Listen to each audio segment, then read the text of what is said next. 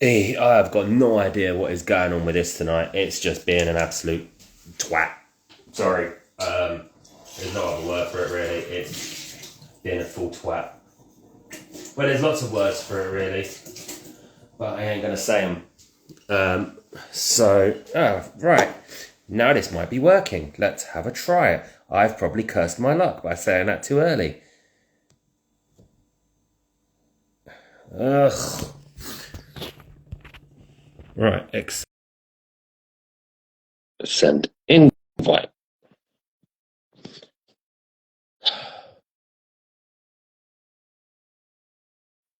Ooh, something's happened. Yeah. Sorry, let me turn the camera here. There Right. you go. Yay! One. Right. That's one step closer than we got last 5 tries. I was Yeah. going to say, if this one didn't work, I was going to throw myself out a window. Well, it's not that severe. But Yeah. let me try and get Duncan. I did accept his invite / request to join. So, I mean, we'll just crack on in the meantime. Yeah. But No, I think it's just going to be one of those nights, isn't it? it happens. It does, and it's usually really frustrating. It's cool when you watch a live and the first thing you see is like, oh hey, because everyone's so excited that it actually worked. So Yeah. Well, it's the Inquisition. That never happens with us. I think for the last 3 times I've hosted it, it's taken 2 or 3 goes at trying to get guests in. So it's part of fun of live TV. So while we wait for Dunk to join, because I am accepting your invites that you are sending me, mate. For those of you out there, thank you very much for tuning in for our 19,000 attempt to get this live up and running. Tonight's guest is Saint Celestine. So, in true Inquisition fashion, yes! Right, the party started. There we go. It's only taken us nearly 20 minutes, yeah, but we're finally record time. bloody there. What the fuck is that in your jumper? Yeah, there's something there on your Oh no, there, like it's like a little stag. It's from Next. I don't know. kind of looks like a cockroach. Actually but okay. dropping that. Obviously, there's no cost of living crisis if you can go to Next in London. It's a Christmas present from like 3 years ago. It still fits. I've had it was a Christmas miracle that it still fits. Oh, look I'm a at fat. me. I'm pens. I'm the clothes that fit me for 3 years ago. I had to lose weight to get back in it. That was the thing. Well, look at me. Sam says he pens. has a I can secret lose love for weight. Watford. Sorry. All right. Turning everything against me, Dunk. Right. I mean, that jumper is not fitting you. I can see from love handles there. That jumper is definitely not fitting you. It's a straight line. It's straight cut like jeans. And so much deep. Right, so, folks, thanks for eventually joining us on the Inquisition this week with our first South African / spear chucker / Zulu warrior princess, St. Celestine. Thanks for joining us. So we might as well just kick straight into it since we've been wasting the last 20 minutes watching Paige trying a jumper on. So you're relatively new to the Warhammer world and hobby world, St. Celestine. So what got you into the actual hobby itself? When I was around 12 or 13, my dad brought this really obscure book home from, he worked on a research vessel, and there were lots of people from different countries working there, and they had this shared library on. And he would bring the weirdest books home, and he brought a book home, and I read it, and I loved it. Didn't know what it was, and years later I found out it was an Eisenhorn novel. It was Xenos. And because I'm a Henry Cavill fan, he was like really into Warhammer, and I started looking at it, and I saw like, okay, so this is Xenos. It's Warhammer. This makes sense. There's more. There's like 200 books, and I was really excited. So the lore really got me into Warhammer in the first place. I really love it, and it's really good, like good stories, and just a really new, different world, and it's really fantastic. Now, just touching on the Eisenhorn books there, I know I did a poll about 2 months ago about since I finished the the Horus Heresy books, and I was like, what series should I start next? And I put up Eisenhorn or Gaunt's Ghosts.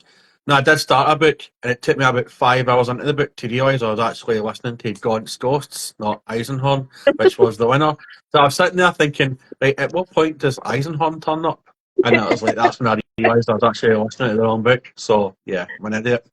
So, what's the scope like hobby wise for getting stuff in South Africa? Like, I know you are still like pretty much you have just got electricity and running water now. So, what's the story with getting like Warhammer World stuff? Does it have to go through a time machine to get to you for the future? Just about. So we have a few very dedicated hobby shops, and the owners are like real Warhammer fans, and that helps. So they try their very, very best to get us the latest. I don't even think we have pre-orders for Old World. I think we don't even have the release here yet, and obviously everything has to go through customs, so it takes a while and it gets stuck. And but we all help each other out and try to source things and get things. So it's a bit tougher, and we don't have all of the third-party hobby stuff that you guys get. We sometimes, one of the shops will stock like the red grass game handles and stuff like that, but it's not always readily available. So it's a bit different. But like I said, there's a hardcore Warhammer fans here, and they run the hobby shops, and they really try to get us the stuff. I just don't, yeah, not always as early as you guys get it. Like I said, I think Old World only became available for pre-order last week or something. So, And that seems pretty insane considering the modern world. The fact that everything's on the internet, you can potentially get anything shipped anywhere. And yeah, fair enough, it might take a bit of time. But has anyone sort of explained what that lag is between, like, I don't know, let's say the UK and America getting something as opposed to yourself and other nations getting it? So what they do is they try their best to see if there's enough demand before they actually ship something, into South Africa. So they'll first do a poll, and people will say, okay, yeah, no, we want this and we're interested. And then they will actually order and ship it here. Because, I mean, that makes sense. It's a very niche hobby to begin with. And then in a small country like South Africa, it's very niche. So, I mean, you say it's a small country, you're bigger than us. So, not that well, small. well, yeah. Like when we think of England, I think we think of the larger, Britain and all of the countries kind of mashed together. So my apologies for that. No, don't apologise. It's absolutely fine. I think it's one of those sort of old, what is it they refer to it now as, the Commonwealth, isn't it, rather than old empire? And yeah. So you mentioned obviously your dad bringing this book back, and it was Xenos. How quickly did you get a hold of the rest of the books once you realised? I struggled a bit, actually, to be honest. But once I got Audible, I was able to download and, to my heart's content. And I have been just absorbing lore ever since. And yeah, Eisenhorn is still my favorite, but there are many awesome stories in Warhammer and a lot I still have to explore. But yeah, and I definitely am hungry for Warhammer books, and I always get recommendations. I think what I realized down the line is if I'm going to start at one end and try to work my way through, I'm probably never going to get to the books that I wanted. So I just kind of go on recommendations, and it's fun. And what's been your favourite series thus far that you've been reading? Is it still Eisenhorn, or is it anything else that sort of popped up in between? Well, I'm at the moment. I've done Honor Bound by Severina Ray. Honor Bound, Severina Rain character, and that's a very interesting. The commissars are very interesting as well. I'm enjoying the storyline too. They kind of have parallels to the Inquisition for me, like the almost zealous and type, really loyal and fierce and all of that. So I enjoy that kind of storyline. It's really interesting to see people battle with their own convictions. So character development and stuff is where my favorite stories lie at this point. But I really want to start Horus Heresy next. Yeah, like I would say, sorry, Pence, on you go, man. No. I was about to say, you've got the right time for it because they're all out. So go for it. Yeah. What I would say with the Horus Heresy books is I would read up until the first Heretic, and then you can pretty much kind of just pick and choose the novels. In my opinion, like I think the first 10 or 12 would be definitely the order you should read them in. What do you think, Casey? Would you agree with that? Can you read, Casey? Yeah, just about I can read. I do need pictures in my books though. I would say personally, when it comes to the Horus Heresy, read up to the point. Read up to Fulgrim, and then pick and choose. Because up until Fulgrim, they all follow quite a rigid storyline. It's like first, second, third, fourth, fifth, and then they start diverging off into loads of other different stories. There's certain ones I say that you can just read as like little trilogies and stuff. So I always recommend the first Heretic, followed by Know No Fear, followed by Betrayer. You can read those three as an independent set of stories. A Thousand Suns and the one about Space Wolves, which the name I forget now. But a lot of them, like I think when we had Graham McNeil on, he was talking about when they first started off, everything was planned through, and then other times they were sort of talking to each other and saying, "I'm going to do this. What are you going to do?" So you can find nice little links between them all. And then you get some that are just completely out of nowhere, like the one about the assassins. You can just avoid that one. It's rubbish. Yeah, Thank you, duly Nemesis is noted. Nemesis is Yeah, a I did not brilliant enjoy that. story. Nah, I thought it was horrible. No, man, It just did not. I like Nemesis. It was Mechanicum. I didn't really like. So back to you, because me and him could better on about Nemesis and Mechanicum and arguing about it for years. Yeah, we've got So a guest. yeah, we got a guest. So when it comes to the hobby side of it, what does your husband and children think? Are they very much in with you? Are they just going, "Mummy's playing with our wee toy soldiers, just leave her to it"? Well, he's supportive of the hobby. I mean, he bought me this big giant box of the Ultimate Starter set. So, he really tries to understand why I enjoy it so much, and he wants to play. But, he lets me do my thing, which is wonderful, and he's supportive of it. So that helps a lot. And do you look to, have you started playing it yourself, or are you just still focusing on getting your colour schemes and your wee challenges that you're setting yourself this now? Well, I have to kind of build this starter set so that we can start playing. um, I've been sidetracked a little bit by some hobby stuff, but it's on my list. So I'm finishing up my current project, and then I really want to start building and painting my starter set so we can actually start playing. So we're starting, I think the rules that are in the box, we're going to start with those. And I think it's just I think it's 10th edition, just like the little handbook for starting off. So I'm excited to try and play. I'm not specifically good at strategy games. I'm better at games of chance, or I enjoyed games of chance more.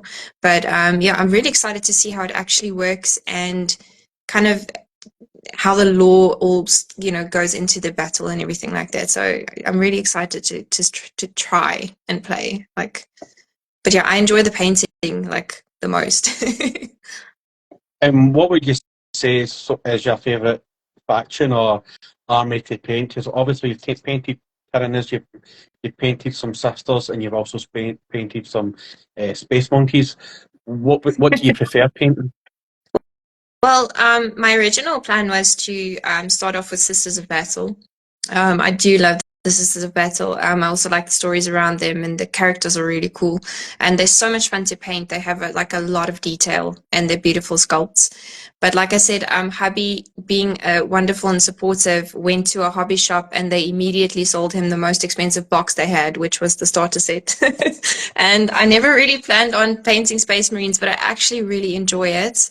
Um, I wouldn't say they're my favorite thing, but they're fun, and they're a large part of the hobby. And I'm enjoying it. It's fun to find your own scheme and to decide what your faction's going to be. It's that's actually the most fun part about Space Marines, is all of the other stuff that goes along with it is finding the scheme, deciding which faction, deciding on the details.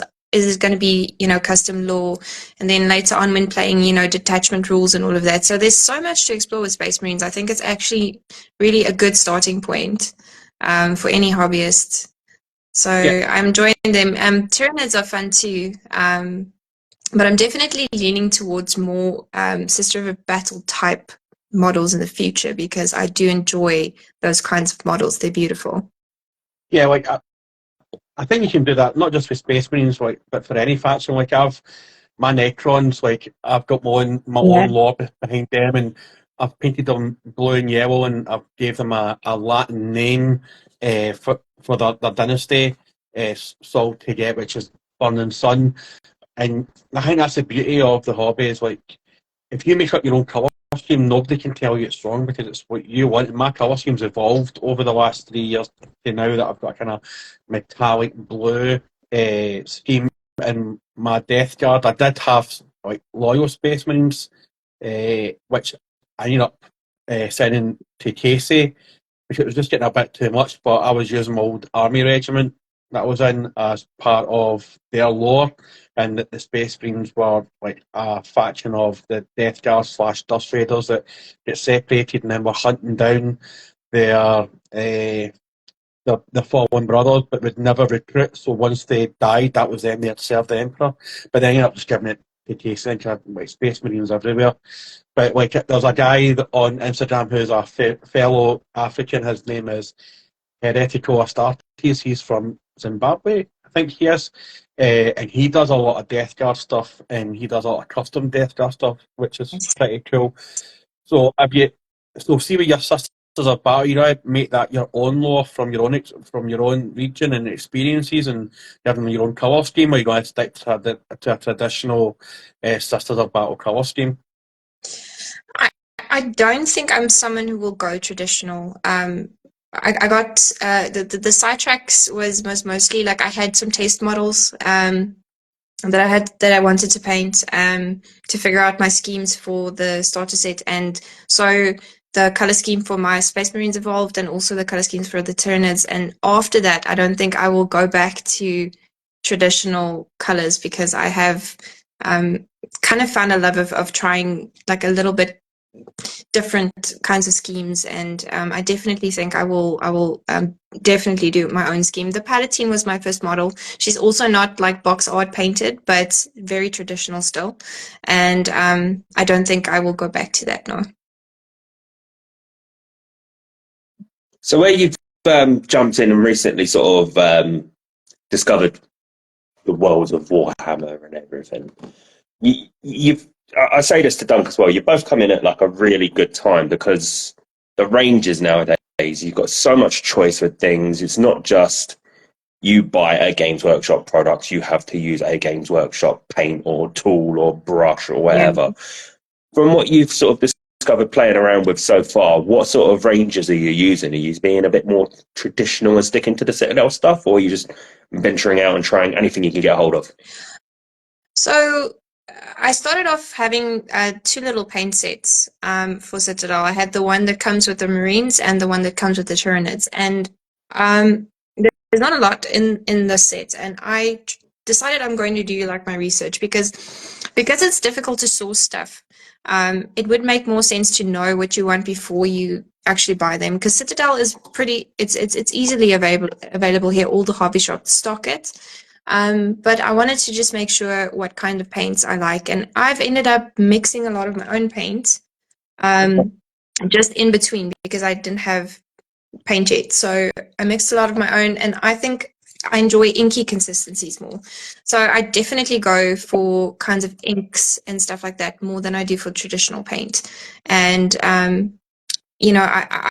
I want to try all of the different ranges, and I know each has its strong points and its weak point, or something that I like. Like the Citadel washes are, they're a little bit shiny. They're not quite matte. And then I have been told that, for example, Duncan Rhodes paints, the washes are very matte. So there's definitely, for everyone's style, there's different kinds of paint. So I don't think you necessarily have to stick to the traditional Citadel. And I don't think that's what I'm going to do now.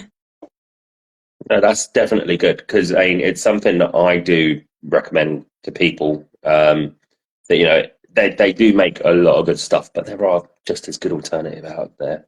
Um, and what about when you're doing your dioramas and stuff? Because obviously it seems to be a nice little thing for you. You're venturing in, you're taking these early steps, but you're actually sort of really trying to push yourself into what you're producing. What was your decision behind that? Because so many people do get into it and think these are an army. I am going to paint an army, but you've actually sat down and you've thought about what you want to do. What was the drive behind that?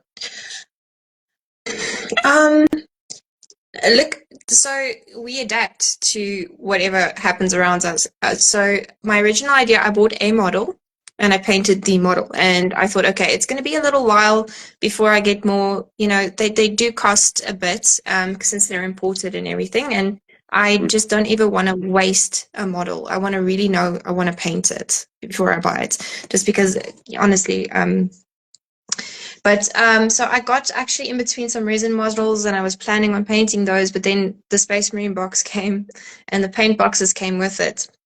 And so I had test models and I was like, well, I'm not going to use these in the army. They're test models. So let's make a diorama with them. And the diorama was kind of just like people kept asking me, how did you get into Warhammer? And, the diorama kind of shows that it was the lore. And when I discovered the minis and saw people painting them, it's kind of like the lore came alive. And that's just the idea behind the diorama. It's a book exploding with a scene. And that's what happened when I saw the miniatures. It's just like the lore just went to the next level when I saw the artistry and the painting and the little details that people put in that sometimes you find in the books or that you don't, something that they're inspired by. And that's just kind of why I've been doing that. And since then, I do always like to challenge myself. It's just the way I am. I never start with a simple thing as well. I mean, my first model, I picked a Palatine, so it's just the way I am.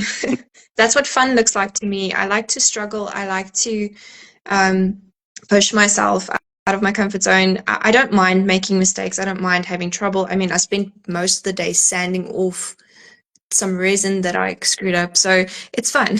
I enjoy it. So I was saying that you can't paint without the word pain, isn't it? It's sort of they go on harmoniously together. And obviously, where you've sort of come into everything brand new recently, I think for me, something that always stands out, having sort of knocked about for years, in and out, in and out, in and out.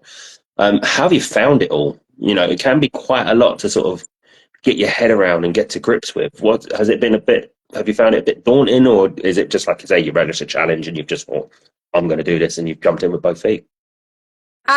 So in the beginning, like I joined Instagram and started following mini makers in October because I just decided I want to see what this mini painting is all about. And that's when things got daunting in the beginning because I felt like I needed a dictionary to understand just the comments and the captions, because if you don't know anything about Warhammer, it's like you have no idea what people are saying and why things are funny and all of that. So it was daunting in the beginning, and I was like, no, I'm not going to learn the lore. It's too much. And I don't know, it just stayed with me. I couldn't let it go. I kept seeing the minis and they were beautiful. And I thought, you know what, you just start learning, see if you can understand this. And I did eventually. So it is daunting. It's a lot. I mean, having an IP with over 200 books just in one section, and then you have old world, and you have fantasy, and you have AOL, and you have 40K. I mean, it's a lot. AOS, sorry, Age of Signal. It's a lot. Like you completely you don't know where to start. So I was like, okay, wait, 40K, because that's Eisenhorn. I'm starting here. So, and I'm happy about that. But yeah. I mean, everybody jumps in with Warhammer 40K this day because I think that's the first jumping in point. So have you seen any other models from any other IPs or any other gaming factions or models that you would like to maybe take a stab at yourself, or is it just you just concentrate solely on the Warhammer stuff? Well, I have seen some models, like not IPs specifically, but there are lots of beautiful Kickstarters and companies that make models. But for now, I'm kind of enamored with the Warhammer models. I don't know exactly what the draw is. Like, to be honest, some models, I have a beautiful proxy for an AOS model that I can show you, but it's I'm not sure why I find Warhammer specifically so it really just I absolutely adore them. So this is it's a resin model. It's I can find his head, it's a lion. So you get beautiful models and beautiful designers, and you don't have to do exclusively Warhammer, but I think because they're part of the stories that I love so much, I probably will stick with them. Unless I find another IP that really speaks to me as well. So I just don't know if there are any other miniature IPs that are so quite as advanced as or as all encumber. I don't know what the word is. Sorry, I'm not actually natively English. But yeah, it's huge. I mean, you can make your own law. If there's so much law, but if you're not happy with it, you can still make your own. You can still, expand on this huge universe. And Warhammer is kind of like a living thing because everyone contributes to the story in a way, and I think that's very special. So if I can find another IP that's like that and I enjoy the models, I might definitely look at more. Although I do really want to paint some Marvel stuff down the line as well, because I do love Marvel. I mean, that's interesting you're talking about other IPs, because if people don't know, we are currently sponsored by the newest up-and-coming Kickstart, Elements of Power, who are on Instagram. Follow and like their page. They've actually said both myself and Casey some minis, and they're coming back on in May. Some of their minis are absolutely beautiful. And Yeah. Simon, Yeah. who was one of our Inquisitors before he went on a special mission, he got some models from them as well. And they're also going to be in at Boltstorm Wargaming and Leak, which is another one of our sponsors. See, it's very smooth transition what I've did there, and you've got to love it, So folks. So as smooth as a baby's bum, as they say in Scotland. As Professional. smooth as Always a baby's professional. bum. Always professional, never unprofessional. So yeah, I've totally lost my train of thought there. So you do a lot of things. Marvel. You started in October. You're now doing dioramas, and you also do your podcast on a Tuesday. What was the madness behind that idea to start up a podcast as well? oh, the Inquisition actually. Don't say us. No, No, we're, it's we're, true bad, actually. we're bad. Nobody. You guys were the first podcast I come across, and once I could finally understand what Dunk was saying, I really enjoyed it. Uh, Sorry, Dunk. The accent threw me for a little bit. Yeah. But it honestly was really nice to see a podcast speaking to just hobbyists about what they enjoy about the hobby, because I was really curious. There's something special about the Warhammer community. It's a bit different from any other community I've ever experienced, and kind of getting behind the scenes, and trying to figure out the type of people that are into the IP and why they've made such a great community. That was kind of the idea behind the podcast. I wanted to speak to hobbyists and try to see if I can figure out what that X factor is. So Yeah, we're still looking for X Factor. I mean, like, Casey is battling through with his airbrush right now, showing off he's got an airbrush. Yeah. Yeah, I'm not airbrushing in a minute, but yeah, I don't think I'd understand what the X factor is. I just love the fact that I can just yeah, you're getting rinsed in the comments there, mate. So yeah, he's got a point now. Everyone understands us a bit, but want a new dog. That's because these are all racist, that's why. I'm about to say it. That's what it is. No, And you all try and do a Scottish accent and nobody can do it. That's a problem, do you know what I mean? yeah. I blame No, that it's scene. genuinely a tough accent to crack. Dunk was actually helping me with that one, and I still sound American Irish when I try, so no. Sorry, I can't So do a square Welsh something. accent. I've tried to do a Welsh accent, it always ends up an Indian accent for some reason. And I've watched Zulu so many Mine- times. That's my standard film to try and pick up a a Welsh accent, and it always ends up with as an Indian or a Pakistani accent. Right, My devastated, my like. missus, anytime my missus tries to do an accent, it comes out Welsh. She tried to do. She's from the northeast of England, and she tried to reenact a scene from Piper Grove, which is her bread and butter, and she ended up sounding Welsh. It's like she can't even pretend to do her own accent.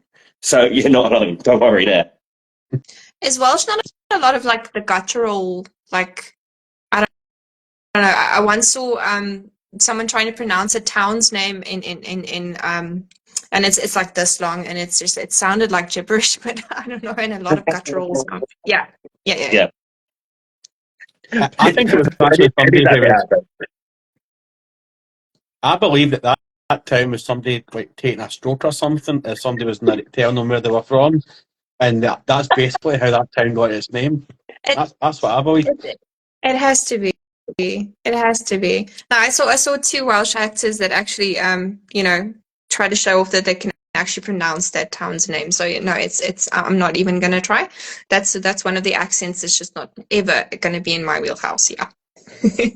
Sorry, we went way off topic there. That's it. That's the introduction. And as Colin says in the chat, she's not a Geordie Casey. She's a Mackem. There's a huge difference. There is a huge difference, Colin. Believe me, I know. I live with a Mackem, and I go to Sunderland quite regularly. You'd never confuse the two. But she was actually in Biker Grove, believe it or not, Colin. So there you go. Everyone in the northeast at some point has been in Biker Grove. Was she the one that Cool. blinded Deck? Is she the one that what? Blinded Deck with the paintball guns? I think that's the She was- only one I've ever seen. Believe it or not, she was in it the series after when Biker Grove burned down. So she's a kiss of death. But yeah. Hey, Well, I you can't ignore sponsored this joint. Yeah. Hi, Element Welcome. Thanks. That's the Power. thing. Yeah. We mention them and they appear. It's kind of like Emperor Palpatine. He mentions Darth Vader and he turns on and he starts chopping up children in the Jedi Temple. So, how big is the community where you are situated? How big is the community? Do you have to do like a far commute to your town, to your nearest hobby shop, and is there quite a lot of people in that, or is it still quite small from where you are?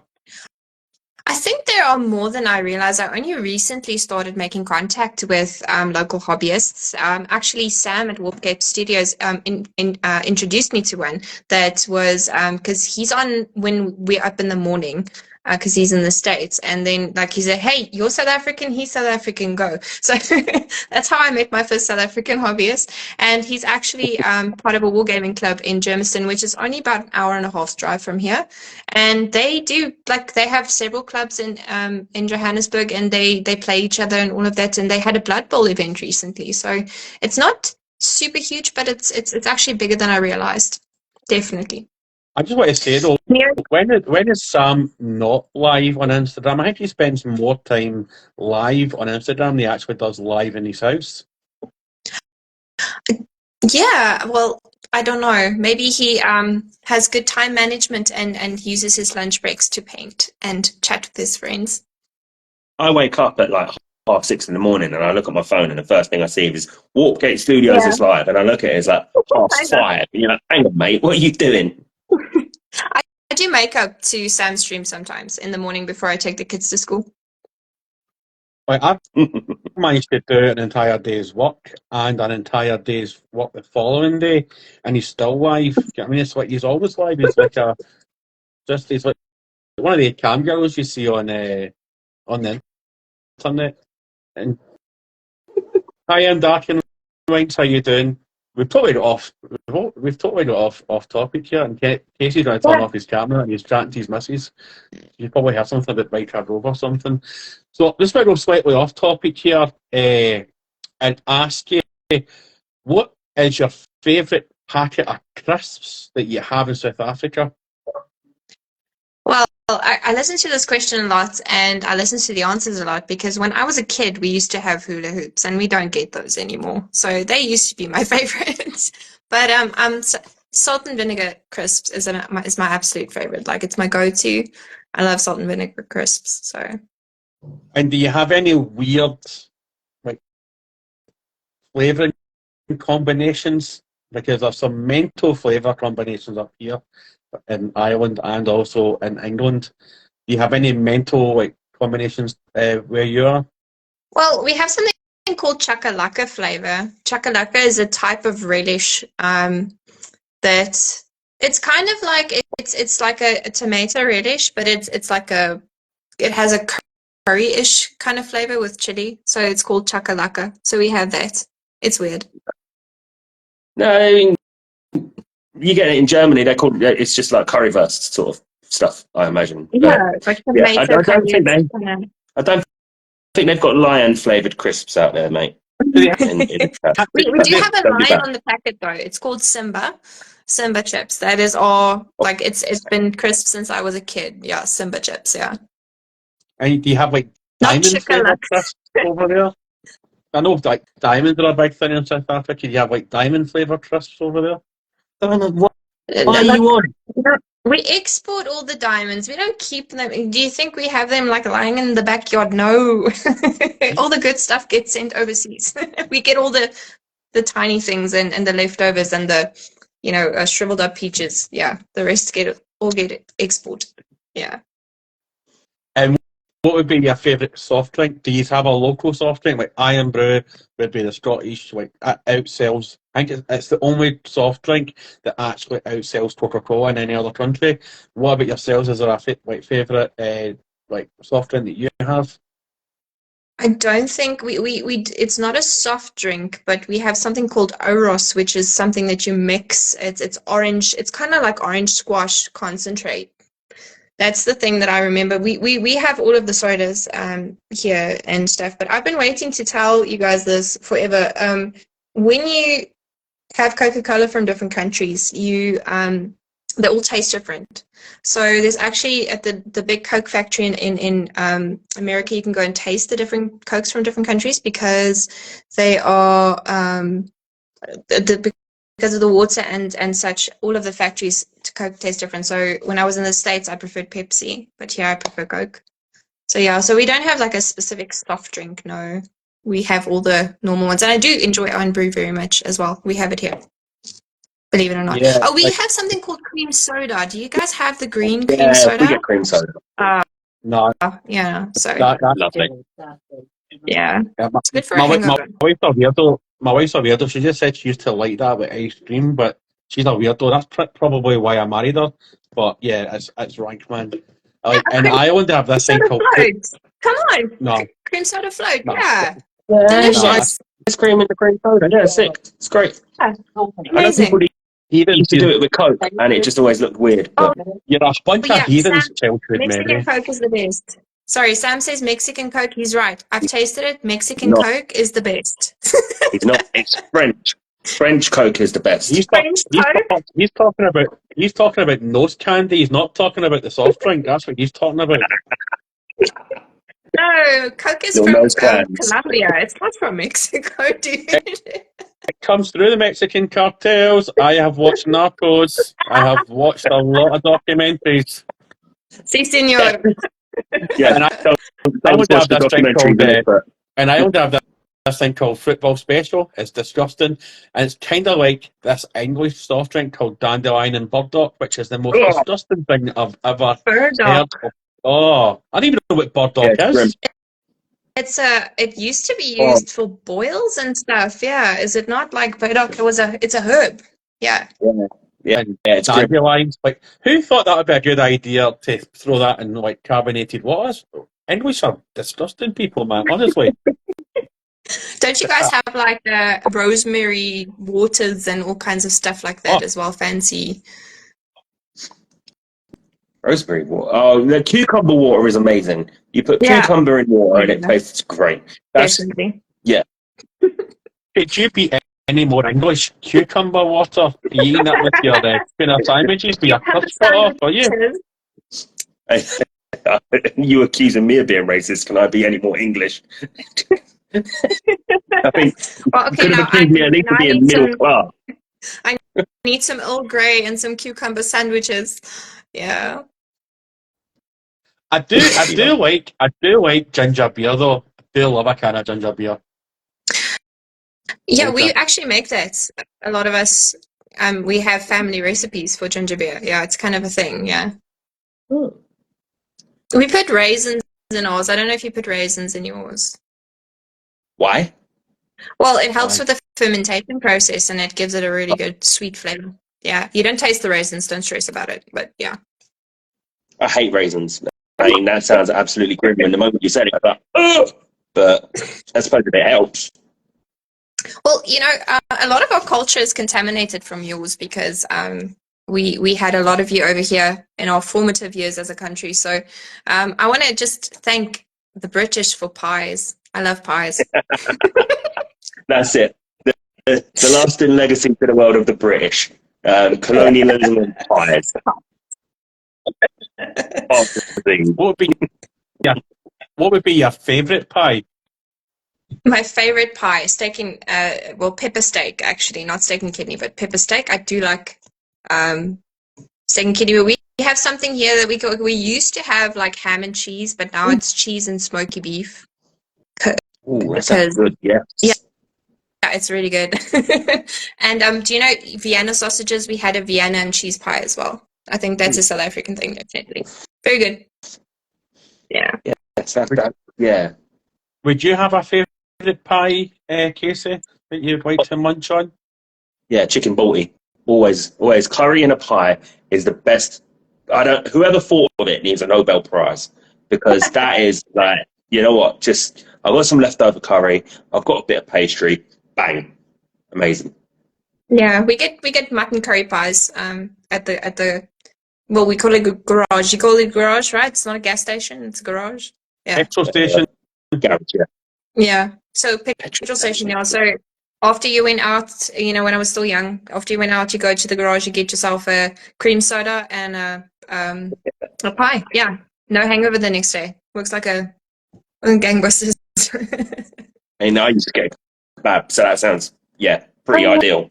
that's kebab. We don't have street vendors that have kebab, so yeah. Missing out. I know. Missing out. I know. Mince and onion. I'm a simple man. I like simple things. Mince and onion pie. Or a good Scotch pie. Oh, you can't beat that. Wait, tons We of call tomato it ketchup. Cornish. The mince and onion. We call it Cornish. Cornish pie. That's pasty, isn't it? Pinch, is that a pasty? And now we're getting into semantics. This is proper ecumenical matters now. I think a Cornish pasty is only a Cornish pasty if it's made actually in Cornwall and it has mint. I can't remember what meat it is, but it's got to have like peas and potato in it. Yeah, that's but what they have. Yeah, mince and Yeah. like cheese. Yeah, potato and yeah. yeah, then That's it it. Cornish sounds pretty pasty. much like a Cornish pasty. Yeah, I mean they call it pasty over here, but yeah, semantics again in it. I mean, You can't beat a good steak and Stilton pie. Oh, that's banging. And beans. It has to be Branston beans as well. I'm fucking hungry now. So I think the whole chat's all they're all on pies now. I think so. yeah, it's Come for a Yeah, what holiday and happened? get a lecture about pies. And we've now been on the pints and pies now, but you can't beat a good pint. You can't beat a good pie though. I love a good pie. Yeah, I What would you say? know. Your It's like my pie, favorite Hamilton? thing. you are right. A good pie does make it's like a peace treaty thing. Yeah. Yeah, it's comfort food, man. When I was living in the States, they don't have those, and I suffered. I really honestly couldn't find, something to munch at 4 o'clock in the morning that just helped me out and gave me that little hug of deliciousness. So it was a year of hell without pies. When I was over back home last week, I hadn't been home and I hadn't got a bus back home for many a year. So I went to my butchers that I go to when I go home and get my square sausage, my black pudding, my fruit pudding, and my haggis. And I was going back home, and my mum asked me to get chips from the supermarket. So I was like, right, that's fine. This backpack weighed a ton, man. It was like I must have had like 3 cows in my backpack, right? So I seen this bus, and I was like, right, I'll jump in this bus, and I'll get off at Morrison's, and I'll jump to the shop. And then I'm quite a lazy guy these days, so I was trying to get a taxi from the supermarket up to my mum's. But the bus turned left, right? From where I thought it was going to go straight ahead and it turned left, and I was like, oh, maybe it's a different route and he'll go back onto the main road. He ended up like 20 miles away from where I was supposed to go, and I started to panic then because like I was like, oh, bollocks, I'm going the totally wrong direction where I was supposed to go. But I brought back all my square sausage, and that's all we're eating now for the next 2 weeks of square sausage, black pudding, and haggis. Oh, I love black pudding. Brilliant. Anyway, so as everybody knows, I hate the Beatles. Casey doesn't have any taste in music because he's from London. Apart Pretty from much. Die Antwerp. Is it Die Antwerp? Is that Fatty Boom Boom? The Antwerp. The Antwoord. Who There you do you listen to? What's your favourite band and music that you listen to when you're chilling out, eating a good pie, eating your chuck-a-luck crisps? Look, I don't like the Antwoord, but we don't have to get into that. I very much love 80s rock music. So my favorite bands would be something like Dire Straits and AC/DC, Pink Floyd, those kinds of bands, and that kind of music. I do listen to some modern music, but it has to be like just a certain vibe. But mostly 80s rock is my favorite, punk rock as well, stuff I grew up with. So I very much am a nostalgic person, and I kind of do gravitate towards the things that I loved when I was growing up, and they kind of stick with me. So yeah, my absolute favorite band in the whole world is Queen. So You can't beat a bit of Queen. You know what? I'm going to jump in here. I'm going to derail everything now. But where the UK Gladiators TV show had a bit of a revival a little while ago. oh my god, They always I say remember that.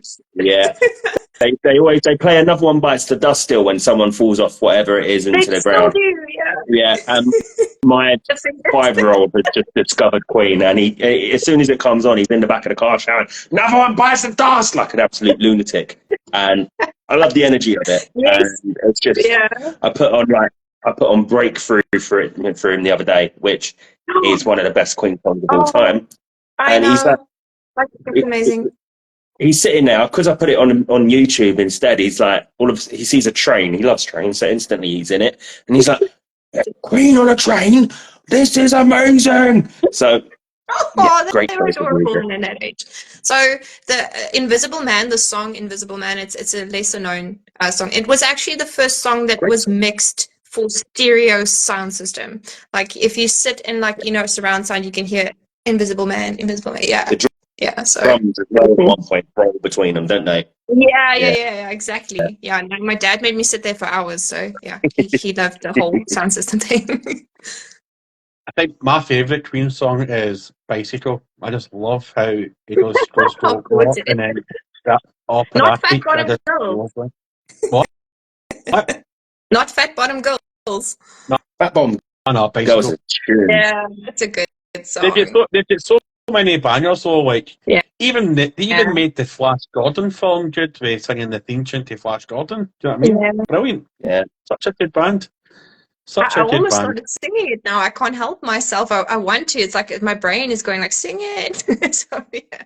No, they're amazing, and a lot of like very good memories are tied to Queen, and the kind of the soundtrack of my youth. They come back and back and back and back. I have a week where I only listen to Queen, and then so they're definitely amazing. I think when I was growing up, it was Alice Cooper. Like my mum was a massive Alice Cooper fan. Yeah. Underrated vocalist though. Oh, like he was one of the first people to have a music video as well. Electric was one of the first music videos as well. And obviously, what he's for a guy whose father was a You lot are lucky. You had like amazing music. Like I had the Beatles, the Stones, and nothing against the Rolling Stones. I love the Stones. And U2. My parents blurted out U2 all the bloody time. And I still love Streets with No Name. Yeah. I still love Sunday Bloody Sunday. But the rest of it's just garbage when you actually look back on it. Oh, goodness. We're going to have a fight now. No, there's a Bill Bailey skit on it where he's just like, okay, there's the Edge. I mean, why is he called the Edge? Straight away, that's kind of a red flag. And he doesn't have a name. He's the Edge. And Bono sounds like a dog biscuit. But then, like, this Bill Bailey skit, look it up on YouTube. It's hilarious. He's doing the whole edge guitar. He's going proper into the riff, and it sounds spot on. And he takes his foot off a pedal, and it just sounds like he's playing a banjo. And it's like, yeah, that makes sense. But Yeah. I'm sorry, the worst thing was that period that Bon Jovi was going whoa in that what is it called? The when you connect your guitar to the mic and like a kazoo effect on the guitar. well, That was the worst. Yeah, that one. Yeah, That one. Yeah. Yeah, you living on a prayer. you two isn't it? suckers. You two suckers, man. They're absolutely pish. You have I don't like. questionable like okay. Sorry, I'm a music nerd too, and I will not offend anyone. What I sometimes do is I will not necessarily like a band or listen to them, but I will appreciate the contribution to future music that I do enjoy. So I try to tread lightly in that area. That's a fair thing to do. I mean, a lot of people hate Muse. I don't mind Muse. I've seen them live. They're an absolutely different band altogether. When you're listening to them on a CD, it's just kind of like, that's just madness. That mix was not. It's like sometimes it's Led Zeppelin's producer did that. He mixed everything at the same level, drums, vocals, everything at the same level. It drives me crazy. I can't hear anything, so I only listen to the remaster tracks because I honestly just can't hear what's going on there, and it drives me nuts. It sounds like noise. So bands that I hate. I'm just going to tell you the bands that I hate, right? There's going to be some pretty big bands here, right? That people are going to go, oh my fucking god, what are you all about? You're Scottish cunt, right? Bands that I hate, right? The Beatles, right? I hate them. Overrated. Rolling Stones, they should have died like 100 years ago because they're absolutely pish, right? Guns N' Roses, hate Guns N' Roses, right? Metallica. What? Okay, now I'm gonna protest. Formal protest. Right. I'm listening to your protest. What's your protest? Okay, so yes, Guns N' Roses technically only had one good album, or one good album, but it was a good album, okay? And they still are very, very much enjoyable to watch live. Wrong, right? And I'll tell you why, right? Don't get me wrong, right? Right? This is where I go, right? Don't you start me, Sam, right? So this is what it is, right? Don't get me wrong, Sweet Child of Mine, it's a pretty good tune, right? Banging tune, it's pretty good, right? But then you get November Rain, right? That song lasts for the entire month of November. The music video never ends. It's like, oh my god, just get to the wedding. It's like, it's that whole guitar thing, right? Metallica, right? They did that stupid song, Enter Sandman, right? And there's a band that I loved in the 90s, right? Called Green Jelly. And they had one album called Serial Killer, right? And they did they did a song called The Three Little Pigs. It's absolutely brilliant, right? But they also did a song called Rock and Roll Pumpkin, and it took that riff from Enter Sandman, and it even mentions it in the song. And then Metallica sued them. So that made me instantly hate Metallica after that. I did like Metallica, but then they sued a band that respected Metallica, and then they had to take that guitar riff out their song. It sucks, man. Absolutely sucks. That's a band that's too big for their boots. Too big for their boots. So, and take may that. I suggest? Take that are rubbish as well. Right. Backstreet Boys May I? are legendary band. They're a great band. You can't beat a bit of Backstreet Boys. Backstreet. Everybody. Okay. Yeah. So, I just want to mention, because I am a music nerd, did you know that most bands don't own their own catalogs, and the people who sue are normally the people who own their catalogs and not the bands themselves? That was the big deal with Michael Jackson's, wasn't it? And the Beatles and stuff. Like Michael Jackson owned the rights to Beatles songs, and he owned the entire catalog. Yeah, he did. He owned the entire catalog. So each time a song of theirs played over the radio, the money goes to Michael Jackson. Yeah, indeed. I don't know what happened with it. I actually asked Sarah, my girlfriend, about this the other day because we were listening to the Foo Fighters. But Courtney Love and Dave Grohl had that big legal battle for ages, didn't they? Yeah. About I don't remember, Scott. If my husband knows, he follows these things religiously, so he'll be able to remind me. But I think in the end it was bought now by it's not a studio. It's kind of like a conglomerate who's been buying up all of these catalogs now. I mean, there are bands that are still active that are now selling their catalogs. Yeah. In the words of Linkin Park, one of the greatest bands of the noughties, in the end it doesn't really matter. And I'll tell you why. To see Foo Fighters' very first album, right? Dave Grohl did all the instruments and all the playing, all the instruments for that first album that they did. There's a wee, amazing. Caveat for you. And I read ADHD money. Slipknot, an absolutely banging band. I love Slipknot. Seen them twice. Seen them in America when they first came out, and then I went and seen them in 2001 in Glasgow. Absolutely banging band. But yeah. You know what? I know I just talked about Foo Fighters, but I don't like the Foo Fighters. I think they're overrated. Oh, my goodness. What am I going to do with you guys? This is my point, right? And I was like Green Day are doing Dookie I'm and going to American that Idiot. concert in January, and I'm excited. Green Day and Offspring. It's going to be the biggest concert I've ever seen. So tread lightly. I love Offspring. Okay. Right. Listen, I'll like Green Day up until I'll tell you when I stopped liking Green Day, right? And this is when you know a band's made it. See when Billy fixed his teeth and made them all straight and nice looking, right? That's when that was I'm out. It's like Red Hot Chili Peppers should have stopped just before they did Californication. Green Day should have stopped when they did American Idiot. They should have stopped then. Maybe Nimrod. I like Nimrod. They should have stopped there. Blink-182 should have stopped when Tom DeLonge decided to come back for the 15,000th time. A lot of these bands should just start be doing their greatest hits, not releasing new stuff. Like Green Day, they're doing American Idiot and Dookie, and they're charging €200 for the privilege. €200. It's a fucking cost of living crisis. Yeah, but people will pay it. Well, see a band I would love to have, a band that I would love to have seen back in the day, Sepultura. Oh, Brazilians, can't you beat them, man?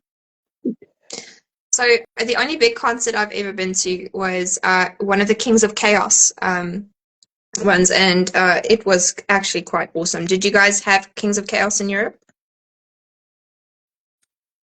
Not a name I recognise, to be honest with you. We had Slash together with Joe Elliott from Def Leppard and a bunch of frontmen and musicians that came together and did one good, huge tour. It was freaking awesome.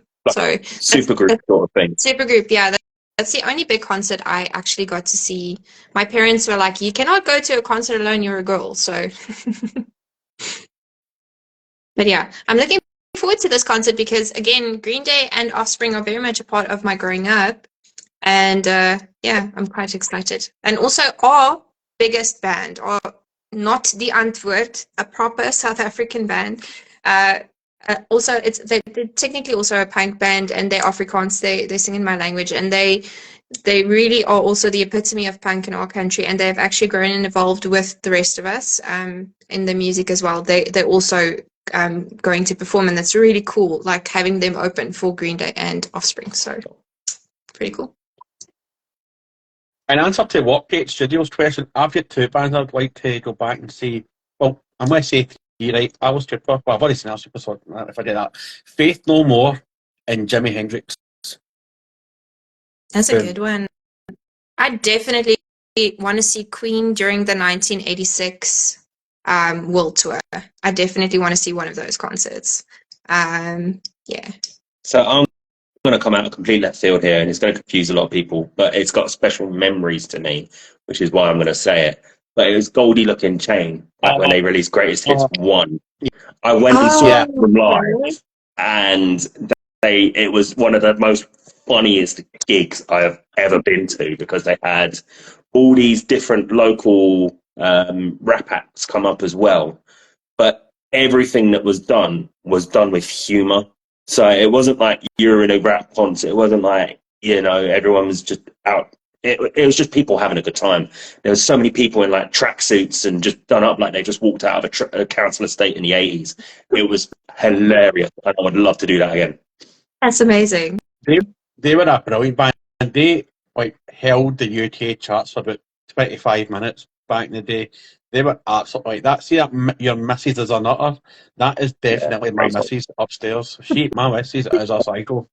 She had a But taste for birds, so. look them up if you've never heard of them. But Oh, Guns Don't Kill People rappers do. Yeah. Half Man, Half Machine. There was so many good songs that they did, and they're actually touring again because it's like the 20th anniversary of that tour.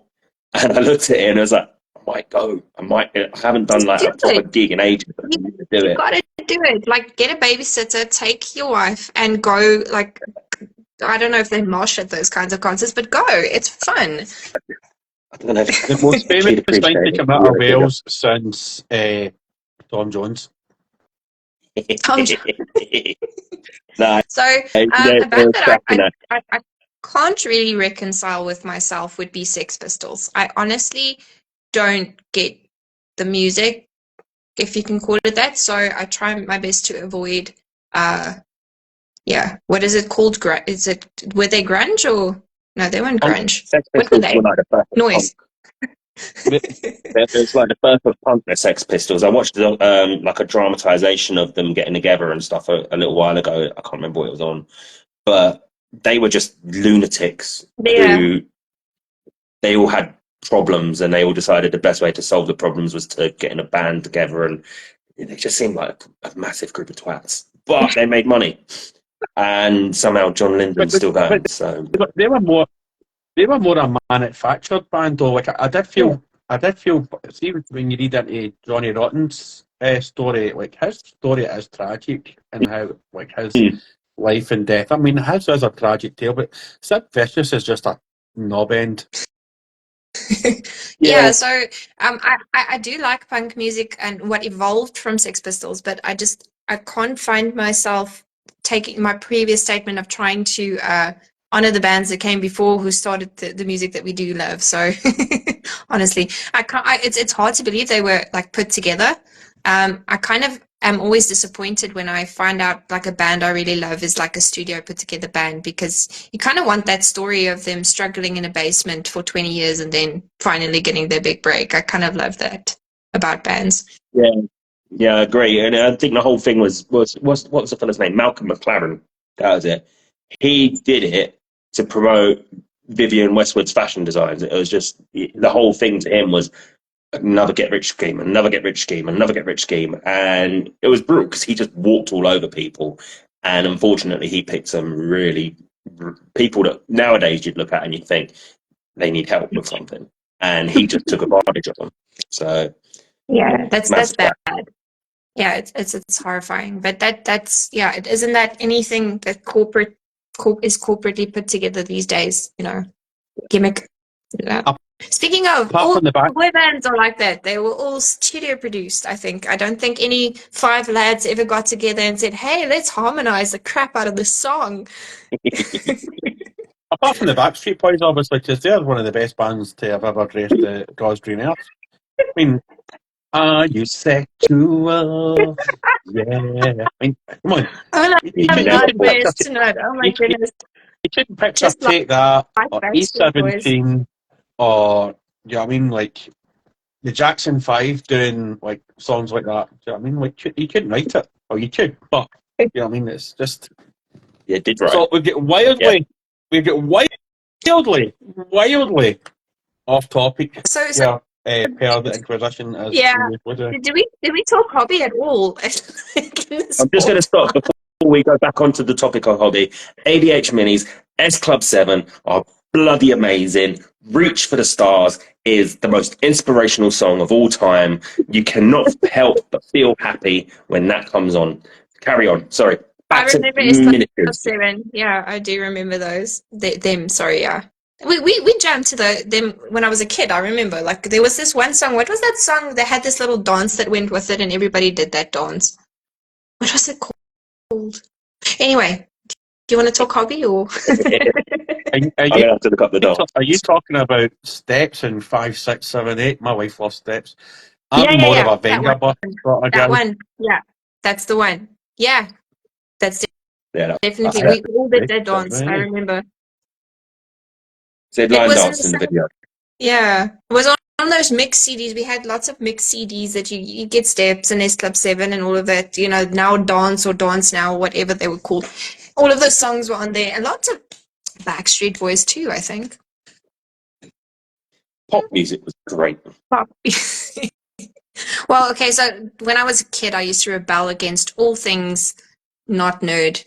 Because I was a nerd and I was teased for being a nerd, so I was like, okay, now I'm going to go super nerd and not like anything you like. So it didn't work out well, but yeah. And that brings us straight back onto the topic of hobby. Yeah. Well done. That's very professional. Thank you. So Right, just going remember- back to... Oh, go on, no. I was going to say, remember, folks, if you're looking for any nerdiness and you're in the area of Leek, there's a place called Boltstone Wargaming. They don't sell Battle Masters anymore because I think I'm the only person that has a copy of Battle Masters, but they do have elements of power coming to their shop soon to test out their new game. So see, That's awesome. this is how we do it.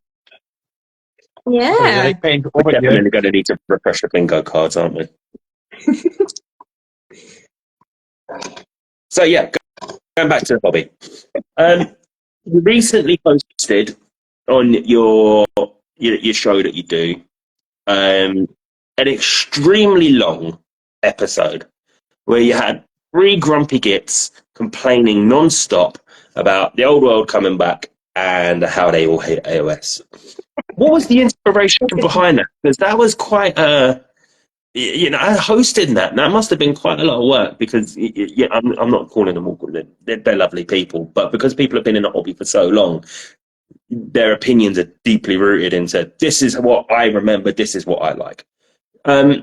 What was your thought process on that? Was it just because you, as you've sort of mentioned, as we brought up, you're brand new, you're trying to understand things, or was it that you just wanted to have three guys ranting for ages and sit there and laugh at them going, ha ha? Well, the inspiration for that actually also, sorry, I'm serious though, it came from one of the Inquisition episodes. You were talking to on Darkened Wings and you guys were discussing different ways of approaching the hobby. And it got me thinking about what the hobby was like way back when, before we had all of these third-party, hobby tools and accessories and etc. So I had a conversation, I think it was to Sam or Simon about it, and then I started thinking, well, let's get people who know about this to come and explain to, well, me, because I wanted to know, and maybe some other people out there that really would have liked to know what it was like back in the day, starting out in the hobby, and how much the hobby has actually changed, because it has changed a lot, and some for the better, and some maybe not necessarily for the better. So and also I find myself trying to figure out ways to do things without specific tools or things because I don't have them. And there are ways to do that. And I kind of wondered if anyone else would be curious to know those things as well. So, and also it's really cool. I've always enjoyed it when people sit around reminiscing. It is so much fun to listen to a topic that you really enjoy and have it come from people that have been doing it for ages. It really always learns something. You always find some insights. And yeah, that's kind of why I did it. It was stressful, but it actually came together quite easily, I must say. It just kind of worked out really well. We got the first date available that we wanted. Everyone got on Instagram. I just couldn't see Mouse Killer at all.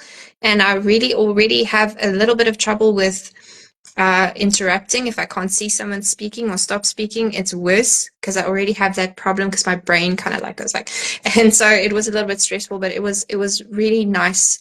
And Sam introduced me to Mouse Killer Miniatures, who is Chris, because he suggested that he would be another good one to come on. And the three of them, really between them, they gave us a very interesting podcast. So I was really happy that it worked out. But I wanted to hear from the guys that have been doing this for a long time and the changes that they perceived in the hobby. Because I think if you're new and you have all of this great stuff from the get-go, maybe we should know what things were like back then and be a little, well, I thought that I should be a bit more grateful about how easily accessible things are instead of griping about, hey, I'm South African and it takes ages for me to get stuff and they get stuck in customs and whatnot. So yeah, it's basically what that was about. Yeah, but when Sorry. when Yeah. Old World came out back when they were younger, it was just called The World because it was Hey, new. Hey, there we go. Not that I'm saying no, not that I'm saying that anybody who was on that podcast is old, but they're ancient. but I think you did sort of the nail on the head there. You are sort of worried, I think, and it's something that I talked last week about. Um, are people just sort of taking things for granted because it's actually a really good place to be in at the minute? Years ago, if you wanted a piece of terrain, good luck. You'd have to like knock around your house, find some bits of polystyrene, bit of Yeah. plastic bottle, and try and figure out how to stick it all together. Now you can just go to the shop and think, oh, look, they sell a crashed rocket, I'll buy it. So I think you are right. It's good to reconnect, and especially for sort of the newer hobbyists to be able to have a sense of understanding of where it's come from. Yeah. And also for myself, I enjoy fabricating things. I, what I used to do, like I was a pastry chef, so we had to kind of we made cakes from, well, cakes look like other stuff. So you fabricate things, and that's kind of in my wheelhouse, and I enjoy it. And a lot of the my favorite artists also fabricate a lot. And sometimes it's just a little thing that they do that you can use in your base or on your model. It doesn't mean you have to start building yourself, but you learn, especially when you struggle and especially when you try to figure things out. And I think it's good for people to realize that there's that option instead of not doing something because I didn't have the money. I wanted a 60 centimeter practice base, 60 millimeter practice base because I want to do Golden Demon someday. And so I kind of printed one for myself because I don't have $300 to spend on it right now. And you can do that if you want to. You can really, it takes a little more elbow grease and a little more time. And I appreciate some hobbyists have very limited time to paint. And the tools are really for them because they can then quickly get their models painted, and especially if they're playing. But if you're on the painting side and you really want to paint, and it might be fun to learn to fabricate more and use different things instead of Back in the day, like I know, like I've only been painting the last 3 years, but I did paint when I was younger. I mean, I was never rich enough to have Warhammer because for me, Warhammer was somebody that who had rich parents or was an only child, and somebody who grew up with a single parent. My mum just simply couldn't afford Warhammer, so for me, it was Hero Quest and Space Crusade, which were cheaper back in the day. But like for me, coming back into the hobby in the last 3 or 4 years, it has changed so much. Like as ADHD man, he says, like you would be building things like Pringle tubes and ice lolly sticks, and somebody that does that who I still follow would be Chase Tosh. I think he's changed his name to something like Orc. He does a lot of fabricating stuff himself, but also how, and you'd probably agree with this as well, Casey, how the paints have changed from the mid-90s to now is Yeah. night and day. Like, you never heard about thinning your paints because it was just a case Yeah. you just slapped the paint on. Like, I spilt so much paint all over my bedroom carpet. I don't think the actual colour of my carpet was actually left by the time I left. But the paints have changed so much now as well. Like, and the brushes have changed. Like, everything has changed so much in the last 25, 30 years. For me, it's unrecognisable from my Hero Quest and Space Crusade and Battle Masters days. But Yeah. I mean, would you agree with that, Casey? Yeah. All you've got to say to someone who's been in the hobby into like Warhammer stuff and for ages are the words golden yellow. Back in the old paint range, golden yellow was like trying to paint with snot. It was the worst paint you could get a hold of. It just separated as soon as you put it on a mini. It never covered well. Didn't matter how many layers of it you put on, it was horrendous. And in the end, to get it looking decent, you were just thick coating it, and then you're just having an absolute blob of yellow on your mini. And it was the worst thing. And now you look at the contrast Imperial Fist, which is just the complete world away. It is absolutely amazing. I think even the old skull. It used to be skull white before it was white scar, and they never told anyone. I think they mentioned it on the painting page, but it was actually toxic. It was a toxic paint. I've been sitting there painting all night, and you've seen me going You guys lick in and out. brushes, yeah. And you're sticking toxic shit in your mouth, and you don't know. They don't print it on there. You don't pay any attention to it. But it is just how everything has evolved in a lot. I think it's the technology, the science. It's absolutely amazing. It is like a golden era as to what it was. But then I suppose people in the 90s would have been saying about from like the first editions of everything, and we're spoiled. We are absolutely spoiled, but every generation is spoiled, and it just keeps getting better and better and better. It's not bad. Yeah, so it's not that I'm not thankful for, having all these paint ranges and stuff like that. I just think like mixing my own paint, the other idea was to see how paint behaves, and then when I actually get my hands on proper paint, be really, really thankful for not struggling. Like, I can't wait to get some neon inks, because mixing these neons, they take a billion coats to go on.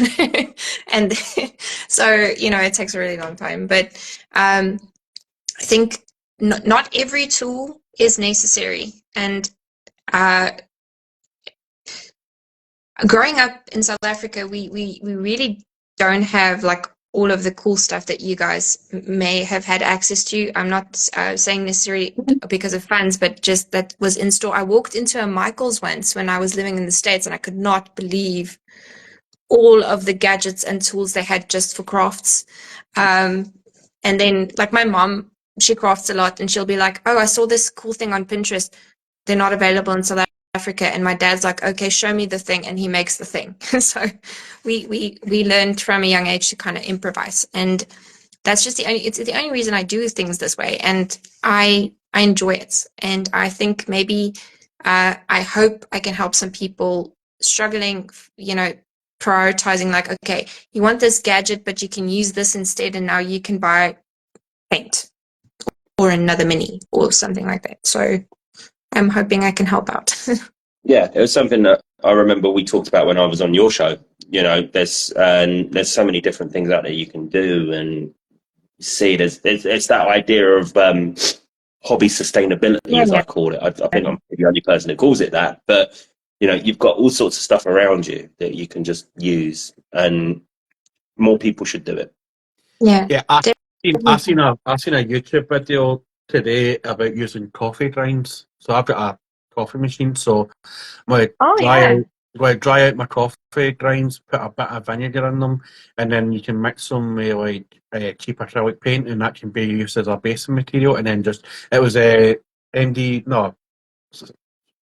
somebody minis anyway did it on YouTube. And basically then you can just like paint over it and make it like as terrain or mud or something, which would say if you're buying like technical paint or something from James Workshop, you know what I mean? So yeah, like using things like I use glitter sometimes for some of my models as well, you know what I mean? Like glitter you get from like the paint shop, or you know what I mean? It's like you use what's close to you, I think, because we're that generation that would have done that when we were younger. You know what I mean? Like you still do it now. And plus, I'm tight as fuck. I'm Scottish, so yeah. Yeah, we used to build stuff like. I wish I could think of the English. I don't think there is an English name for it, but those wooden spindles that you used to get thread on, right? Yeah, they used to be wooden. Yeah, they were wood. So we would take those. You stick a rubber band inside. You take a little, let's say a chopstick or something on the one side and a longer one on the other side, and you spin it around and you make like a little tractor from it. We used to make those when I was a kid. Yeah. So yeah, we were too poor to have wooden thread things. We just used stones. Stones. Yeah. But we're very much the generation that still played. We're the last generation who had internet and no internet. So we're kind of the last group of people who remember what it was like before, and who, for the dark times. Well, yeah. So I was having this conversation with someone the other day. Like, am I supposed to expect my kids to play the way we did when we were kids? Because their life is different. So Yeah, it's a fair Yeah. point. It is a fair point. I know that's something that we've discussed on here, Dunk, with various guests as well. You know, you can't say to kids nowadays, "Here's a ball, go kick it in the garden," because they'd rather play football on a tablet. So it's just the way of the world now. Yeah. And I Yeah. think as well, you don't see kids out playing anymore because parents are too health and safety conscious as well, and also we're using all the green spaces to build houses. So there's nowhere like where I grew up. I was back home last week, and where me and my mate used to play chippy or like crossing and shooting. Uh, that's all houses now. So there's Yeah. actually in my street there's actually nowhere for the kids to go and play football at all because you don't expect them to dive about. Well, obviously, we would have dived about in the concrete, but I wouldn't want my son to be diving about in the concrete. But there's no grass now. Like the grass is gone. It's now houses. You know what I mean? Like Yeah, we used to walk along the fences as like theirs. You can't walk along fences anymore because they're all electrified because Yeah. people are that paranoid or like they're all wooden fences. Like there's the world's evolving, so like we're basically making our kids stay in the house and play now. Yeah, I suppose they are. But luckily my 5-year-old is taking an interest in mini painting, which I'm now printing for her because she's destroying my minis. But yeah, so that's something I feel like can still stimulate the imagination and maybe get her into a space where she'll discover, because she already, I'm very proud, the first one was like a princess something, and now she built a little alien world. So she's getting there. She's starting to think like she's heading to the nerdverse now. So I'm happy. I mean, yeah, like kids are going to grow up with technology. Like I remember, like MSN Messenger was a thing. I mean, like like me and my mates would like organise like playing Football Manager or Command and Conquer through that, and we were in our late teens at the time. So like Yeah. we made our kids play computer games because we play computer games. yeah, So it's you know what I mean. It's like my mum never had a Nintendo or a Super Nintendo like, but we did. You know what I mean? Like, Yeah. well, I saved up for me, but because yeah. So it's who are more we? readily available now. Like, so like, we can't have it always. Like, kids will always have that active imagination. Like, my son, who's 17, still expects to get Lego every year. Oh. 'Cause we forgot to get him. We forgot to get him at 3 years ago, and we thought, well, we didn't think you wanted Lego, and he was gutted, so we got my Lego the following in Boxing Day. But like kids will always have that active imagination, and that's why things like Minecraft and like Roblox and things like that are good because even though they're not maybe not playing on the floor in front of you, like they're doing it in the room, but they're still creating and they're still being imaginative. Yeah. So we need to Definitely. remember that. We need to remember that as well. Like technology is evolving. Like my granddaughter, she's 5 in July. Can he tie her shoelaces? She can't write her name, but she can work a tablet. Yeah, my 3-year-old can too. It freaks me out, honestly. And I think I've mentioned this before, but I think Tetris was some kind of social experiment because I think it prepares you for having children and having to pack them and all their luggage into a tiny car. I don't know. yeah, no, Yeah. you're right on that. Tetris does prepare But you yeah, for a lot. so yeah, the hobby is I'm hopeful of the hobby just stimulating imagination and creativity. But she was actually kind of born that way. She's definitely creative. So I don't know. I'm stressing about it.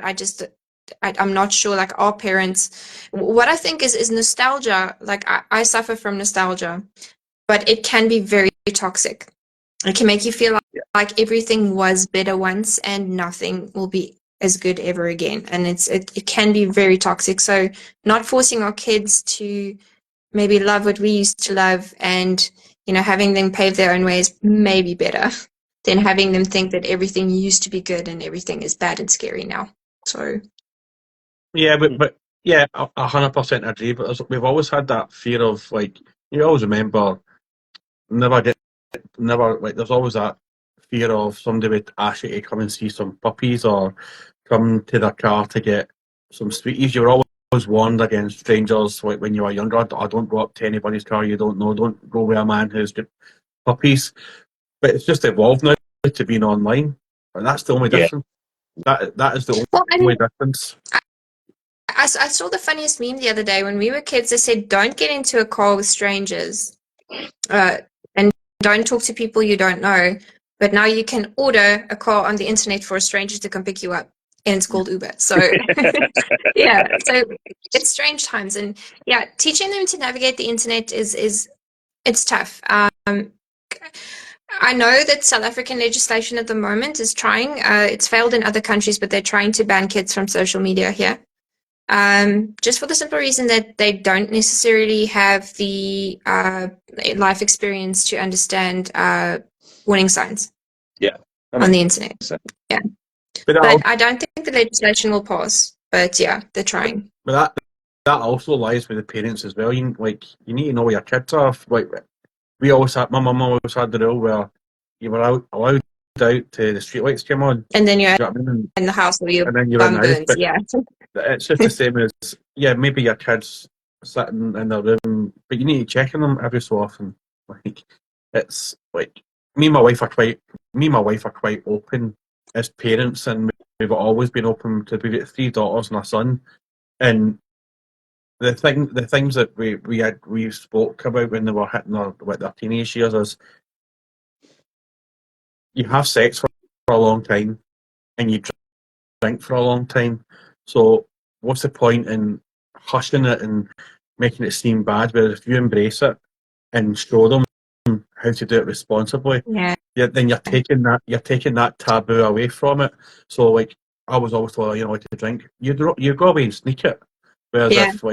if you're allowing your kid to maybe have a wee glass of wine, watered down wine at Christmas or on an occasion once they hit like 14, 15, 16, then that taboo is totally taken away. So they don't really want to do it as much. Yeah. If that makes sense. And that has worked. And that has worked for our kids. Like not one of our kids. Obviously, they've done wee sneaky things that every kid does, but there's never that. If our kids are always told, if you're ever drunk and you're in a bit of bother or you've had too much to drink, phone us and we'll come and pick you up. Because you need to show responsibility at a young age. So when they hit 18, 19 and it's legal, then they're not in a world of danger. They've experienced that going to the pub a wee bit younger and that as well. So that's the way. I think we also do kids a bit of a disservice though, because I look at my 17-year-old niece, and she's just sort of discovering, going out into the world, finding herself, discovering what it's about. But she's also really self-conscious in the fact that if she doesn't want to go out, she won't. If she doesn't like how something sounds, if it's a party or something, she won't go. She doesn't drink. She doesn't do anything too insane. I mean, she's always known that if she wanted to, like you're saying, Dunk, in moderation around your family is the best place to start and to experiment, as opposed to going out with your mates and drinking a 1 litre bottle of cider on a park bench. But, I think they are a lot more aware of the world around them. They're probably a lot more aware than we were back then. Yeah. But I have... Sorry. No, please continue. I do that. It's an accident. Yeah, no, I think it's definitely something that since the evolution of the internet and everything, like as much as parents, we all sit there and panic, like, oh, you can't go online and speak to some randomer. Like they know they're not going to go online and speak to a randomer because they just want to speak to their classmates or their mates from football club or whatever, and they are, I think, as they're getting older with the technologies, as the technologies growing with them, they're probably not going to have the same stresses and worries that we have when they have kids.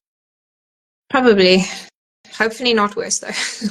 Hopefully not. Also, communication is key as well. Like being able to chat to your kids and not making things sound really bad and having frank and open conversations with them as well. Especially when your kids are at that vulnerable age between when puberty starts and their hormones are going all over the place, and you need to really chat to your kids, because then the first people that people blame is the parents. Well, what were the parents doing? It's like, well, if you give your kids the best, I've told all my kids, up until you're working, life's a tutorial, and then when you start working and you start getting your own money, that's when the game starts.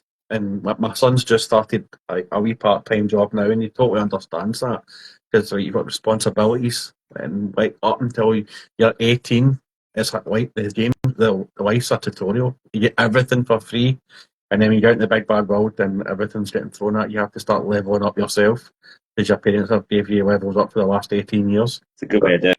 Anyway, That's a very this good way of isn't doing really talking about hobby stuff anymore. We're just talking about fucking kids now. it. This is the beauty of the Inquisition, though. Like we start talking about hobby, and then before you know it, we're talking about how bad the Beatles and how amazing the Backstreet Boys are, and No. talking about kids. But And It's our USP. You bring that one up in every single episode. You take every chance you get to say that you don't like the Beatles. Okay, so it's not my fault.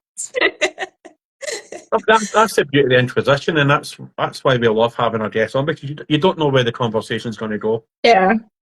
Like Yeah, my favorite obviously we've got episode was when you started randomly talking Star Wars with one of your guests. I think you were the only host that day, and you two went Star Wars like next level. It was amazing. So that's what Inquisition is. Just like, even though we are a hobby podcast, but from the guests we've had on, like we've had like Forges of Ruins, and we've had yourself obviously because you're on, but we've had Mike Mons. Like these are all people that started off miniature painting, but they've branched into other things, which is the beauty of this hobby. It's not as hidden and as geeky as it used to be back when we were younger. You would never tell your like people in school that you did Warhammer or you painted miniatures. You maybe tell your closest mates, but you wouldn't want the rest of your class or even the girls to know. But it seems to be more popular now because we've all grown up, and Twitch is now a thing, and YouTube's now a thing, and games workshops everywhere. Like it seems to be more acceptable, which is brilliant. Which for me is absolutely brilliant because it was a bit of a if you did it, you get bullied when you were younger. Like so, you always kind of hid it. Would you agree with that, Benj? Yeah, definitely. There's a lot more. Like even I've dabbled with Dungeons and Dragons with my mates and stuff. Back in the day, if you said to me, "Oh, one day you'll sit down with your mates and pretend you're a bloody 6'7" half crocodile man," I'd be like, "What? Okay." But yeah, you do, and there's I think silly things like certain TV shows, and I was as much as I hated Big Bang Theory, that was a big proponent of popularizing a lot of nerd culture, and people have just sort of it's normalized, and it can only just get more and more normalized, as it were. yeah, so I noticed like my dad when I told him I started doing this, he knows it because one of his cam bosses on the ship we used to work, he used to print stuff for him, and he was like, why are you doing this? And so I actually showed him, and I sat down and explained to him, and I showed him the lore and everything. He's like, hey, this is actually pretty cool. So it does take a bit of explanation and convincing sometimes for people to understand. Yeah. Because it's I mean it's a very grim IP. And that's the thing that fascinates me most. It's one of the grimmest things I've ever read in my life. The people who like it are such nice people and so kind and so friendly, and so it's a very interesting idiosyncrasy that I really enjoy about Warhammer and the community. It seems to be a way of the nice people to be like, oh, what can we do that's disgusting? I know, let's invent something where humanity is a bunch of twats and blah, blah, blah, and just everything just gets worse and worse. But then they go home and they have a nice cup of tea and they watch their soaps, and it is bizarre how it's all come about, and it keeps coming about and keeps evolving. And yeah, you are right. Everyone that we've come across is really nice. They're all really friendly. It's just we've all got a common interest, and we start tapping into it, and you discover more and more common interests, which I think you've probably discovered through your own dabblings with your podcasts and all sorts of stuff. Like, you know, we've all different peoples, we've all got different journeys, but we're all in the same place at this moment in time. What's really nice is I'm an oddity in the sense that I'm a Trekkie. I've never met another Trekkie from where I'm from. And it was really nice when I joined the community, and also there are a few Trekkies as well, and that just it kind of validates something that you've liked forever, and everybody else was like, what are you talking about? Yeah, because It definitely is, because it's one of those hobbies that it's not just you like this and nothing but this. It's also you're going to find, like you've said, people who are mad into Star Wars, people who are mad into Star Trek, both, and various other things out there.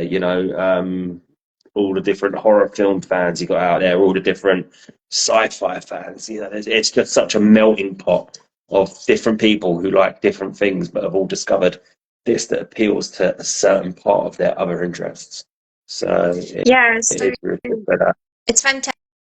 Like I've got someone well, we don't really speak. It's interesting. Like he will drop a movie line on his note, and then I will try and guess the movie from the line. And got a friend like that. So I've got a friend that I discuss books with, and I've got so a bunch of different friends for a bunch of different interests, Yeah. and that's so nice because where else would you connect with so many different people with the same kind of different interests that you have, where you can really connect Yeah. with people and really share that interest with someone.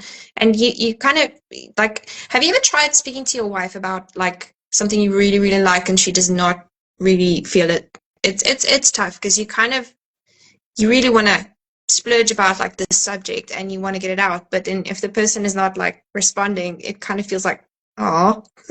Yeah. So It's once pretty you meet someone that you can, like, to your heart's content, just like say like, this is cool and I like it, and the other person agrees or disagrees or even like fights you on it, that's fine because you're getting it out. It's like it's yeah, you're sharing that passion with someone, and it's really nice, and it really makes a difference in kind of how you, like I said, it validates the things you like. If you were the only person you knew who liked this thing, you kind of feel like, okay, maybe it is stupid or whatever, or yeah, I don't know, strange. No, if you like it, you like it. That's what's important. Yeah, definitely. No, I remained a Trekkie, and I got teased about it like a lot because I try to show people, but this is cool because this is an android and he wants to be human, but he's better than human, and it's really cool. Like I'm a next gen Trekkie, so, but yeah. So anyway, I have my dad to thank for being a huge nerd because he's a huge nerd. Like he showed me movies since I was a little kid. He played music to me since I was a little kid, and he reads more than any human being I know. And I'm thankful that he rubbed his nerdiness off. I'd rather be a nerd than anything else. So Cool. Right, well, folks, I think that's probably a good way to wrap up the show for tonight. Before we go, is there any shout outs you would like to do or anything you'd like to promote before we call it a night, Celestine?